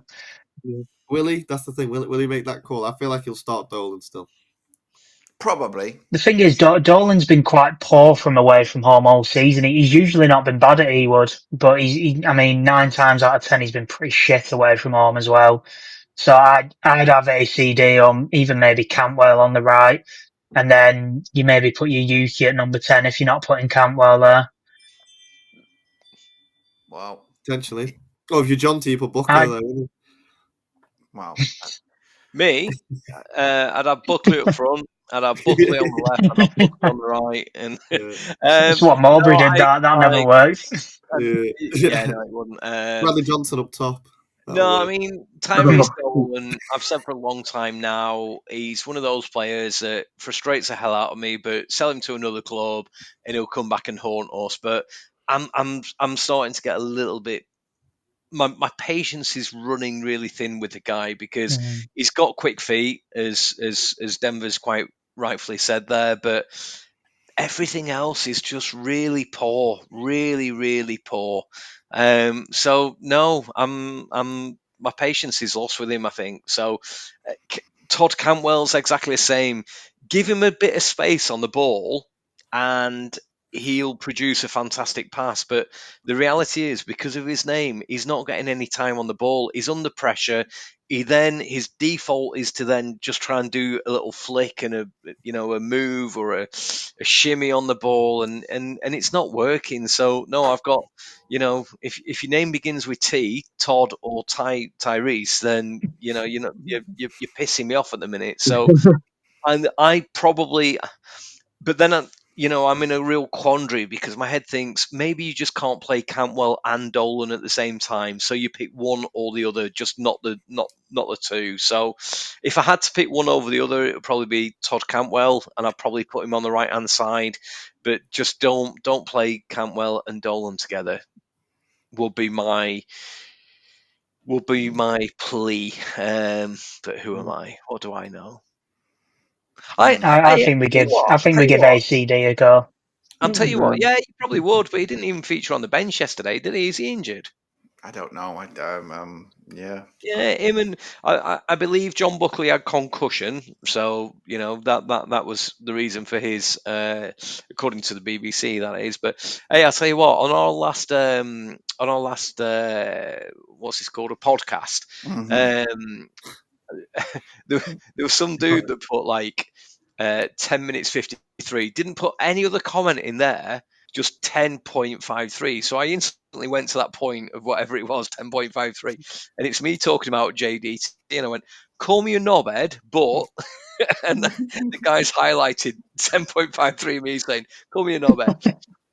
That one's for you, mate. Okay, knobhead. So who? Let's have the say. Who are the candidates for these two? Do we say Cantwell? But do we want to do like a vote or what? For these. No, I think you should go around the room. Denver, Okay. Those two positions. Who would you have, mate? Denver, take me. Who's Who on your I right would wing have and who who's I your central? think will be in. Huh? Who I would have, or who I think. Who you want? Who do you want? I would want to see. Dennis is not allowed because he's banned, right? He's out. Okay, so I'd have Koji Drewbury on the right, and I'd have Yuki in the middle. Ooh. Haven. I'm inclined to go with that bit as well because I haven't seen anything from Cantwell recently. It's just like what, I don't know. I wouldn't trust Cantwell on the wing, getting forward. I don't know. He's just did it a couple times, but I think he's a number 10 more than a winger, isn't he? He's not fast enough for the wing. Yeah. So I'd have Mario Cozier Dewberry on the right wing, and I'd either have Cantwell or Ohashi as the number 10. And right now, I'm inclined to go with Ohashi. John T. So as it is now, I'd have Cantwell on the right, Buckley in the middle. I'm being deadly serious. Wow. The creativity that Buckley can bring when he's got the reassurance of two solid defending midfielders behind him. Just let him off his leash. Let him do whatever he needs to do. My only concern with Buckley is I don't think he's on the same wavelength as the other players, but that's just a matter of time. But honestly, the more advanced Buckley plays for me, the better. Don't put him as a deep holding midfielder. You're not going to see the best out of him. Trust me. Just Buckley, let him off his leash. As long as the other players know just to, fill in the gaps and what have you. But yeah, you'll say wow, but that's, I remember I saw Buckley in like the under 23s or, whatever it was. And that for me, they used to play him there, and that's where he excels. That's where he shows himself. But failing that, because I know that's not going to be a popular choice. I'd probably still play Cantwell, just not Cantwell and Tyrese Dolan. So Hashi, I suppose, if he's super fit. But no, I'd just like to mix it up. We need creativity. We need somebody to do something different, and that's the reason I'm saying that. Not just to wind everybody else off the clock. Jacob. Although I do enjoy it. I say Kozidiri deserves a chance, even though, to be fair, his few most recent performances haven't been amazing. But I think let's give him a go under a new manager, see what he can do. And I'd go Cantwell at number 10. I think for me, Buckley kind of does what Cantwell can do, but not as well. I think Cantwell, can pick a pass better than Buckley can, but Buckley isn't bad at that. But I think Cantwell, for me, just plays number 10. And like I said before, I don't see him as an impact player. I think he's your man who you kind of just want there to get two men round him, and it frees up space for other players and whatnot, doesn't it? Jacob Denver, did you notice that the Norwich fans were trying to get in Cantwell's head yesterday? That they were like singing, or every time he made a mistake, something about useless or something like that. I just thought, yeah, that's quite interesting. But there was a spell of about 4 or 5 minutes, and they must have sung the same thing about 4 or 5 times. But then, to be fair to Cantwell, he kind of like overcame all of that and then started to shine a little bit more. Do you know what I mean? But did you notice that? I did, because he tried to kind of beat a couple men and then didn't kind of take a shot when he should have, and it really pissed me off that he didn't, because we haven't seen that enough from Cantwell, just fucking having a go and hitting it. Yeah, He just always I kind agree. of chooses to pass. But yeah, I did hear him giving him a bit of grief, and I don't know why. I mean, obviously, to my knowledge anyway, he kind of got frozen out at Norwich by Wagner, so. Would have been interesting if he was the coach. Have we actually ever seen Maktar Gay and Yuki Yahashi play together, like start a game? Yeah, a couple of times, haven't we? Yeah. What was the success of it? I don't think it ended well, to be fair. But yeah, I think some of the early games they did start together, because I thought that's going to be a really exciting. You've got chalk and cheese, haven't you? You've got one tall and another one small. But I think they have started a couple of games together, but it didn't quite do it for. I think the potential's there for it to work, though. I really do. I really do. This is a different kind of Maktar to the start of the season Maktar as well, to be fair. Like he's started to find the back of the net and got a bit more confidence about himself, hasn't he? But bringing Yuki in the number 10 spot, somewhere he's probably only played a couple times this season, and also he's just coming back from injury as well. It just seems a bit out there for me. Yeah, I just think the fitness is not there yet. So I'm going to stick Blondie in there. Here's a question for you, and it doesn't have to be necessarily Blackburn Rovers. But can you name any other strike partnership where you've had a really big, tall guy and another guy that's like knee height to a grasshopper? Danny Graham, Bradley Dack. No, I remember Portsmouth had Crouch and Defoe, I think, together. Yeah, that kind of sort of extremes. I know. I was thinking Kevin Gallagher before, but I can't remember who sort of partnered Kevin Gallagher up front. I'm not so sure, but I think that was probably our best 11 for the time being. Does lack a little height on the wings, so it just makes us a much shorter team.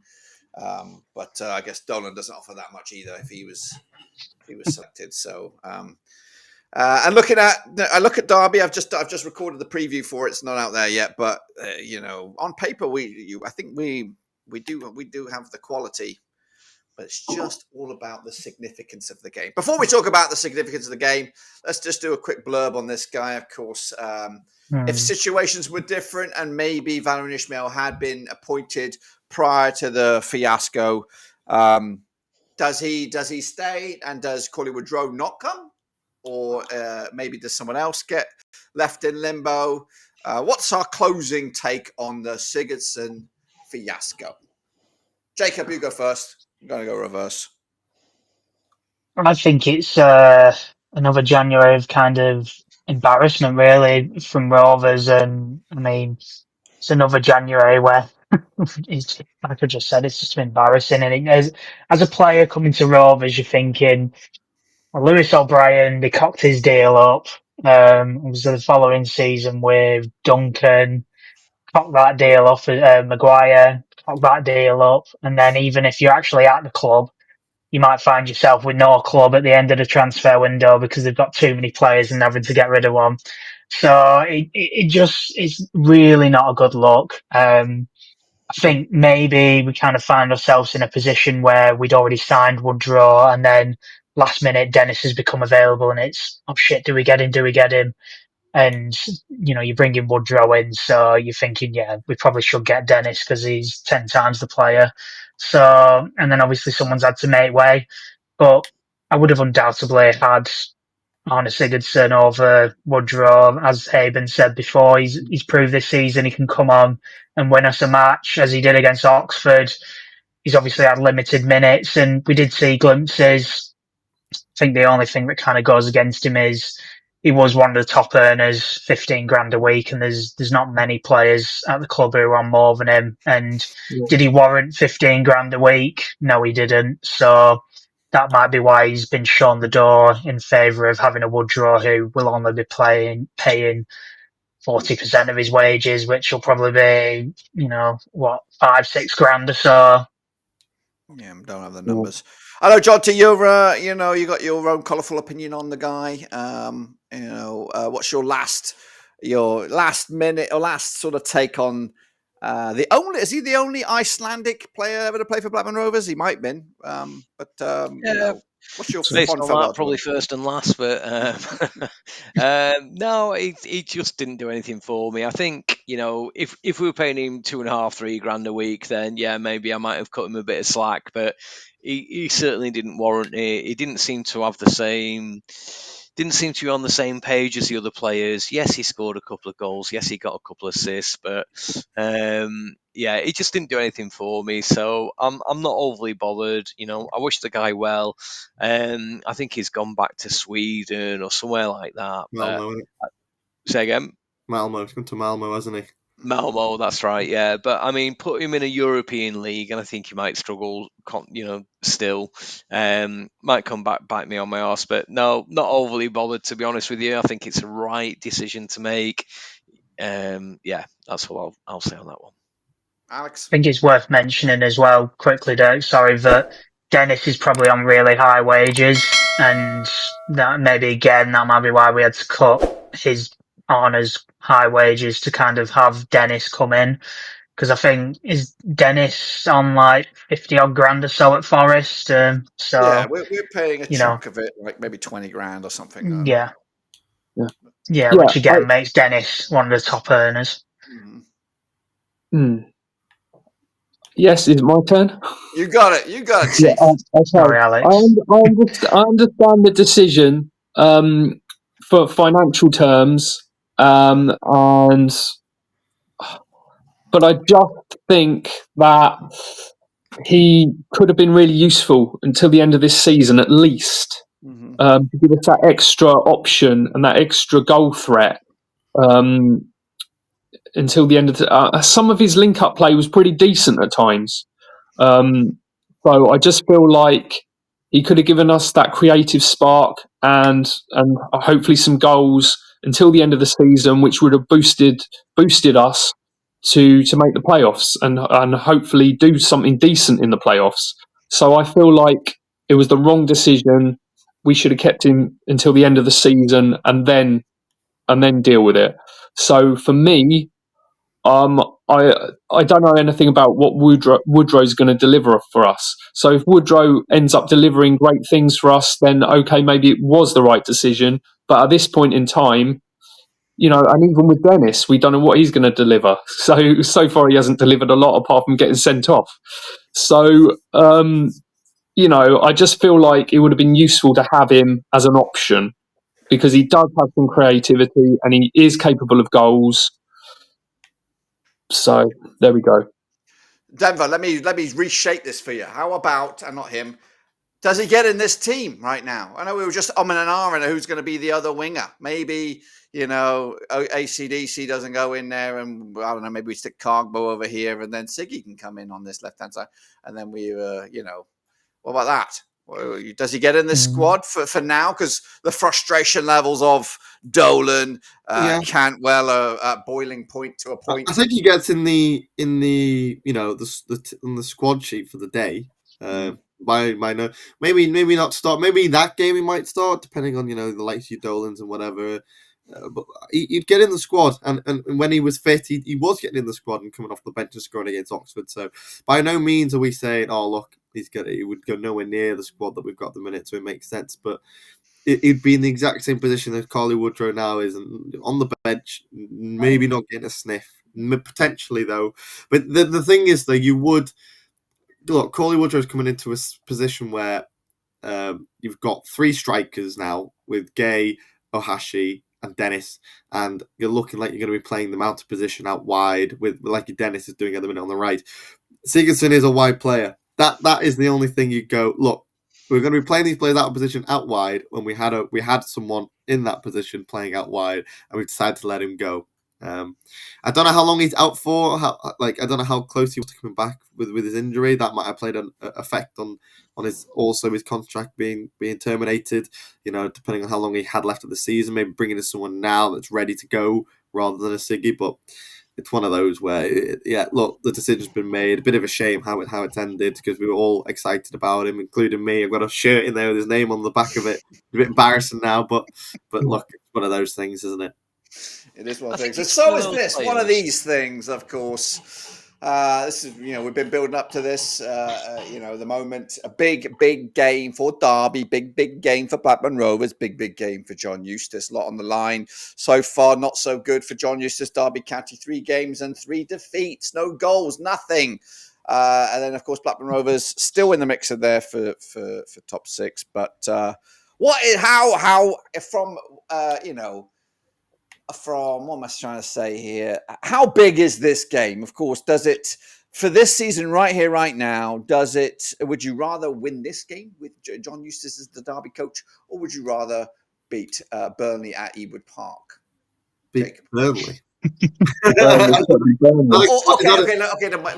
Maybe it's not as significant as that, but Preston. Yeah, would you? How where would it rank in? How important is it? Is it important? Like if we were both in mid-table, it would still be quite a significant match because of just how this has all transpired. Do we feel let down? Do we feel there's just for me? This game has so much on it because where they are, where we are. All this horse shit. And again, we don't know what's true and what's not. Did he apply for Plymouth? That's nowhere near fucking Derby County. That's not where near in the Midlands. Did he apply for Preston, for crying out loud? Allegedly. So, what we've been led to believe with that, it's quite infuriating. I know we have the Venkies as our owners, and they're not a pleasant people to work with, or they don't seem to be interested. But still, they are your employers. You gotta do the business. So anyway, it's a big game. Denver, tell me your thoughts about the significance of it. You usually sit on the fence. This is a chance for you to not sit on the fence. And now I just want to sit on the fence even more.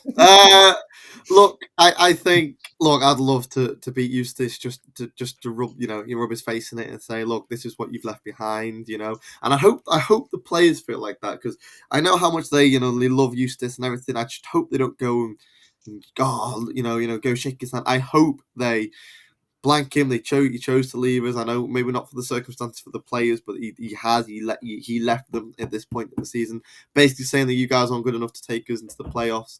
I just hope they have that mentality to go, do you know what, we want to smash, we want to obliterate his decision to go and leave us. But will they? I don't know. I have a feeling that it's going to be all happy, pally, what, arm round Eustace, miss you, and all that kind of stuff. And I just hope that isn't the case because I'd love for them to go and make it and make it a statement in front of Eustace and say, look, this is what you could have had.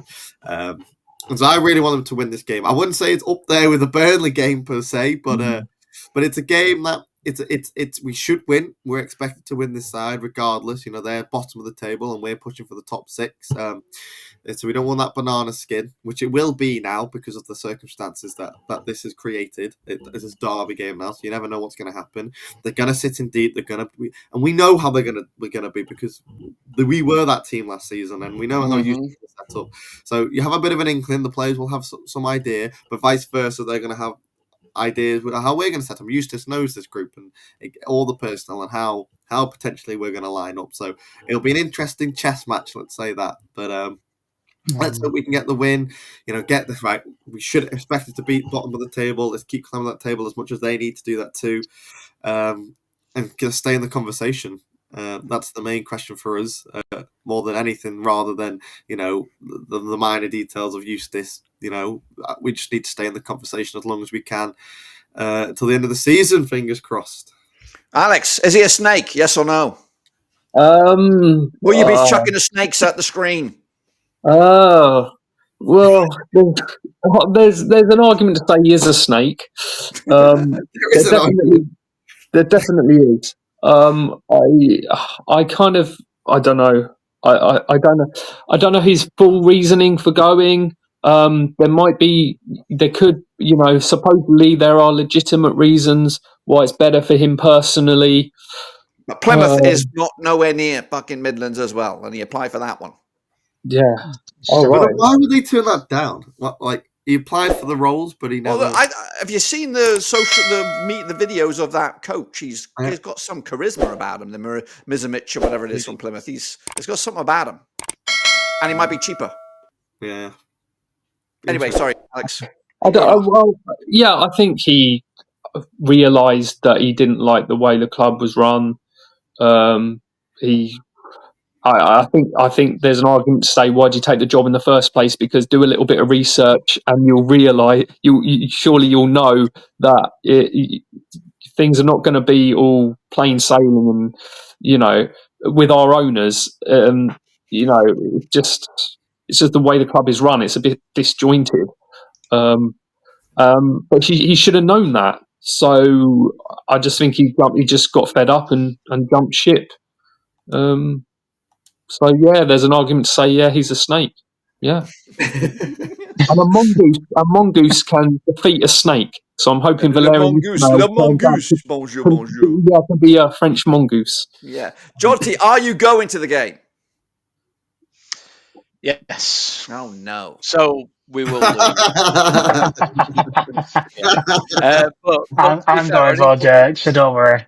Well, we need. I wanted to go, but I never managed to grab a ticket in time. So to be fair, I'm going to go, and I'm just going to spend the whole time in the pisser, right? I'm just going to stand in the toilet, and we're going to score 5, 6, 7, 8 goals within the first 10 minutes. So everything will be all right. But yes, I'm going to the game. Do you want me to continue, or did you want to be more specific with the question? No. You just like, what do they say? Unleash the rats. I don't know. That's a phrase I just made up. I don't know. Just let it loose. Give us your whole take on this game with everything that's surrounded by it. So yes, I'm going to the game. I concluded that going to Swansea, not going to Swansea when we lost 3-0. So it is what it is. I'll just continue following Rovers because clearly it doesn't matter if I'm there or not. Alex. Excuse me, I need to go. You go. I don't know how to leave. Just say I'm fucking off, Dirk. All right. I've got to go, Dirk. Yeah, appreciate it. I did see the time. How do I actually exit this thing? I will take you out of here. Let me just remove you. Close the browser. You go on there and carry on, Jonty. Sorry. That was so polite that he put his hand up. I was like, bless him. It's like being in school. And can I go to the toilet? No. Do you know the funny thing for me, though, is that it's only recently that I read that Ishmael signed a 2.5-year contract. Is that not the same that Eustace has just signed? And yet Eustace is supposed to be on some form of project or something like that. This niche word that everyone says we're on a project and what have you. And it's exactly the same amount of time on the contract. I don't subscribe to him going in terms of he was closer to his family. I mean, for crying out loud, we live in the UK. Derby to Blackburn, Solihull, which is where apparently his family is, to Blackburn, is no more than 2.5 hours, is it? Do you know what I mean? And it's a car drive. That's not a 2.5-hour flight. You know what I mean? It was just like, get a grip. So yeah, he played for Derby. For me, he's gone for the money. He's probably left a little bit of taste in the mouth. And, we've got to remember, I think we won 3 in 11 games under his stewardess in the last few games. So, he was on a bit of a losing streak, wasn't he? So I feel a little bit weird saying this because when he left, I was a little bit gutted. Where now I'm not that gutted anymore. I'm eternally grateful for what he did to us last season by keeping us up, because I think he did a fantastic job this season. He's done really, really well. Let's not forget that. But the last few games is, well, the last, since just before Christmas, Millwall away, we've gone on a horrible streak. And yeah, for me, it's almost like things start wearing a little bit thin, all this togetherness, and it was very much of a muchness in his interviews. And even when we got beat, he had that little sort of wry smile about him, and it was all becoming a little bit boring and what have you. So, I want Rovers to win. I think the players will hopefully want a win. And, I won't be even bothered if the players scored 2 or 3 goals and didn't celebrate them. Do you know what I mean? Just a bit like what a player does when they used to play for them. Don't get me wrong, I'm not saying I'm a big fan of that, but I'd kind of understand it if they scored but just went straight back to the halfway line to kick off again. Do you know what I mean? And that to be honest, is what I'd like to see, sort of thing. I don't want to see all this huggy and shaking hands shit and all of that. At the end of the day, Blackburn Rovers are your employers. Play for the club, play for the badge, RTL Labor, get stuck in and just win the football match. Put yourself back amongst the pigeons, and really go for the playoffs. You've got a fantastic opportunity, arguably the best opportunity we've had for a number of years. Obviously, Mowbray got us very, very close, but this feels a little bit different. And JD. Yeah, and JD. I thought I mentioned that. Say again. We finished 7th for JDT as well. It's close. On goal difference, wasn't it? Just on goal Yeah, but that was under Mowbray's football, wasn't it? Really? Yeah, Mowbray's football. Yeah. Jacob, do you want to see Derby County relegated? Yes. I'm not bothered, to be honest. I'm gonna stick with what I said after he left. From, to be fair, I understand why he has, and I think he's probably used Derby to kind of leverage a better contract with Rovers. He's probably gone there and said, "Look, kept us up last season. I want an extension," because he didn't have that long left on his contract, and he was probably thinking as well, on the stinking run at the minute, give it 5-10 games and it carries on, I could be shutting the door. You know what I mean? So I really can't blame him for going, and obviously everything that comes with the Venkies and whatnot. I think they are going to get relegated. I think they don't stand a cat and hell's chance, to be honest with you. That squad of players is just woeful if you look at it. And yeah, I mean, that's about it. I mean, in terms of what you said there, John, if you'd be happy the players not celebrating if we scored, I'd be quite pissed off, to be honest, if they didn't. I mean, obviously, Would they do what when Forshaw did to the Plymouth guys? No, I don't want to say any of that. I think that's kind of, in bad taste, and I do think Forshaw kind of milked that a bit. Does he do that if it's not against Plymouth? I don't think so, but I think you've got to celebrate the goals. Yeah, I think you've got to celebrate the goal. If obviously the season after Mowbray left, if the players would have refused to celebrate against Mowbray's team or whatever, I understand. Obviously, Eustace kept us up, but he doesn't owe you anything. And obviously, I think the reaction of the team going to West Brom and putting the performance in they did. If Eustace was still manager that game, I don't think we go and win that game like we did. I think the boys will be well up for it, and I hope they go out there with points to prove. Yeah, I'm just bringing Jonty back in here. He dropped off for a second. But yeah, there's so much layers on this game. Of course, a win for Derby. Of course, they haven't scored a goal. They haven't won a game. They haven't got a point. It just feels like one of those situations that we always find ourselves in where... Yeah, can I just clarify what I was going to say before, really? Yeah, go for it. In terms of when I said before about, we've not been close to the playoffs, this season feels different because we've been in and amongst the playoffs. I don't think we've been outside the top 10. This season, like I say, we've not been outside the top 10. We've spent the majority of the season in the playoffs, where previous seasons under JDT, under Mowbray, we've kind of like skirted round and we've got up to 7th. And then the season's finished, sort of thing. Under John Dow, we've been in the playoffs. It's not the case under John Dow. John Del Thomas. We were second at one point with John Del Thomas. Well, I think we drifted off. We were like a top 2, and then we just Yeah, that's what I meant. And then we fell out of it, right? But we were in the playoffs the whole time. Yeah, well, I think what you're talking about there is sort of like the early start of the season, sort of, and I'll stand corrected if that's what you want, but I think it was the Burnley game where we were in second sort of thing, and they were early games sort of thing, and then we dropped off, and then we ended up being seventh sort of thing, but we were never really in and amongst the playoffs, where this season we've been in and amongst the playoffs all season. Do you know what I mean? And that's why it feels a bit different. So just to clarify, that is 100% true. I think with the preview, if you see the trajectory of our season, we've not fluctuated that much. We've been there for the whole. That's what I meant. And that's why this season feels a little bit different. That it would be disappointing to drop out, but also equally, would I have taken 7th or 8th at the start of the season? Bearing in mind that we'd finished dog shit last season, absolutely yes. Yeah, but that John Dale season, we were in the playoffs longer than we weren't in the playoffs. It's quite the bottle job in the end. Bottle job, yes, it was. It was a bit of a catastrophe, but a lot riding on this game. Is this the biggest game of the season for us now? Left over. There are some other games up against like Middlesbrough left. We have Sheffield United left. Sunderland. We got teams around us. I think they'll be bigger games because they're trying to take the 6 points off us, and we're trying to take 6 points off them. Where Derby, ultimately, they're out. Well, they're not in the conversation, are they? They're looking to survive, and we're looking to try and get in. So I wouldn't say that from that.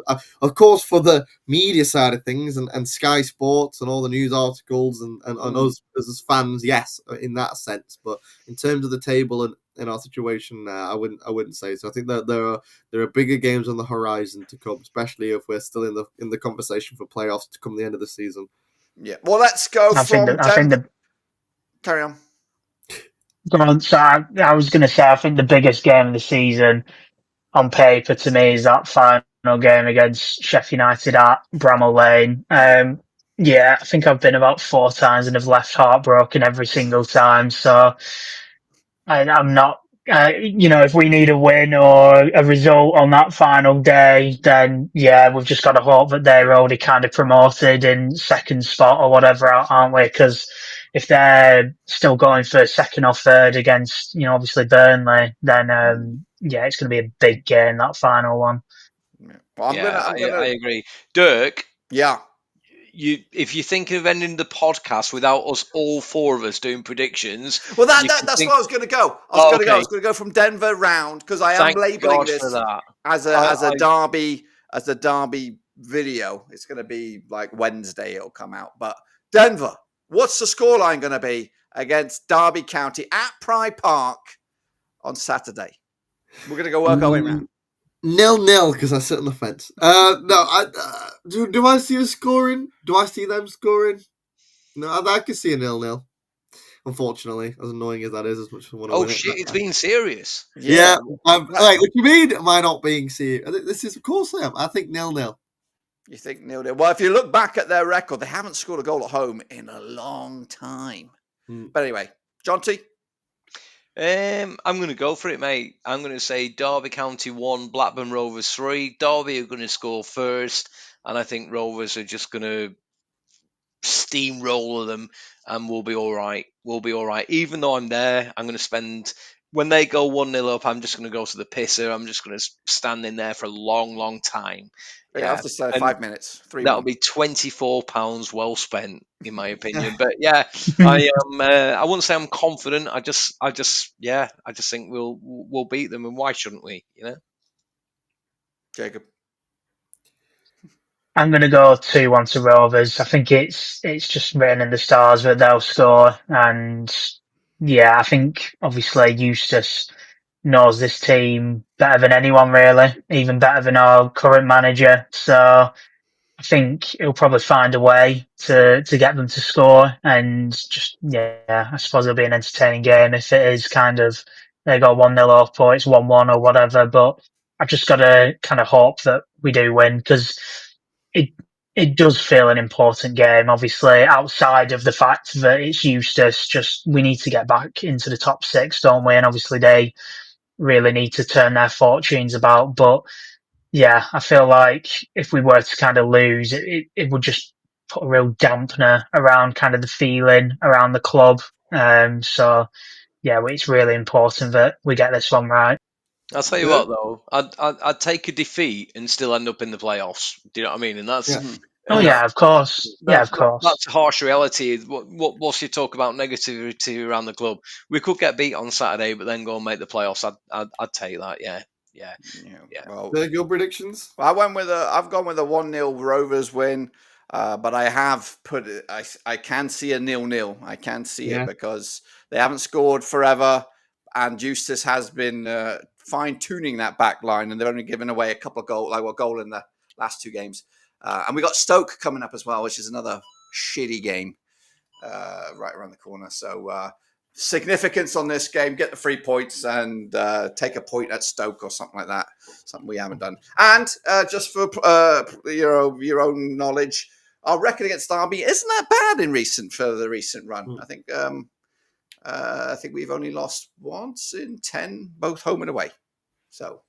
Last time they won the league, I went their way and we won. Can't remember the scoreline, but I remember 4-2. I feel like 4-2 was at Ewood earlier in the season, but at Pride Park, I think we won 3-0 last time. Last time I went to Pride Park, we lost 3-0, which was fantastic. Yeah, that was great. That was when again that honestly haunts me.